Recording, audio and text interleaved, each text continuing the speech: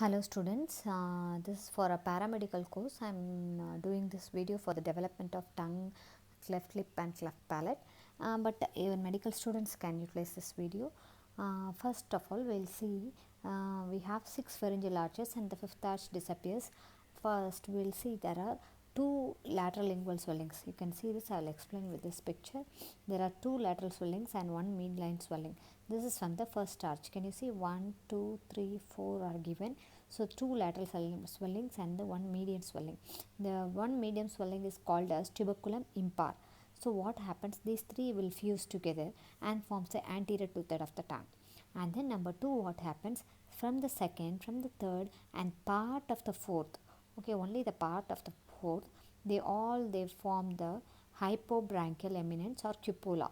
So what is the first swelling? 2 lateral and 1 medial swelling is the first swelling. Second swelling is called cupola, that is formed by the second arch, third arch and part of the fourth arch, okay, only part of the fourth arch.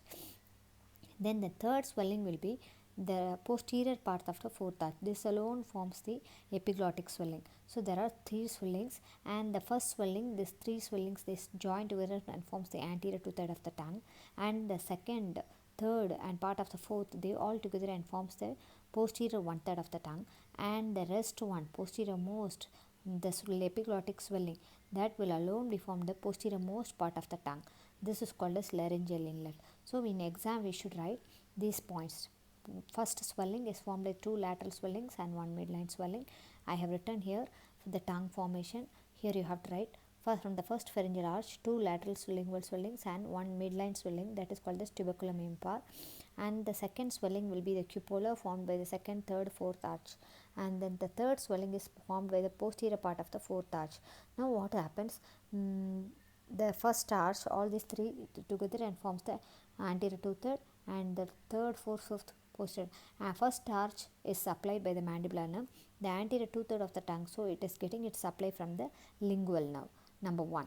Number 2, second, third, fourth are there, but what happens, the fourth arch overgrows and it overlaps the third, and it goes and joins with the second. So the arch of the third arch nerve is glossopharyngeal nerve. So what happens, the posterior one-third of the supplies part of the tongue is supplied by the glossopharyngeal nerve, and posterior most part, it goes near the larynx. So that part alone is supplied by the superior laryngeal nerve. So anterior two-third is coming from the first arch, so it is supplied by the mandibular nerve. Mandibular part of the mandibular branch of the mandibular nerve is lingual, and the second part, the third arch, the part of the fourth arch third arch overgrows. So what happens, the nerve of the third arch is glossopharyngeal nerve, and the fourth part is supplied by fourth arch nerve of the fourth arch is superior laryngeal. So the third part is supplied by the superior laryngeal nerve.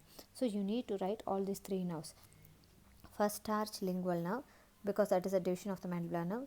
Posterior part or second, the posterior part of the anterior two-third, that is anterior two-third, and the posterior one-third is supplied by the glossopharyngeal nerve, because glossopharyngeal is the nerve of the third arch, and the epiglottis is developed posterior most part, that is from the fourth arch. So fourth arch posterior part, so it is by the superior laryngeal nerve. So these are the nerve supply and the formation of tongue.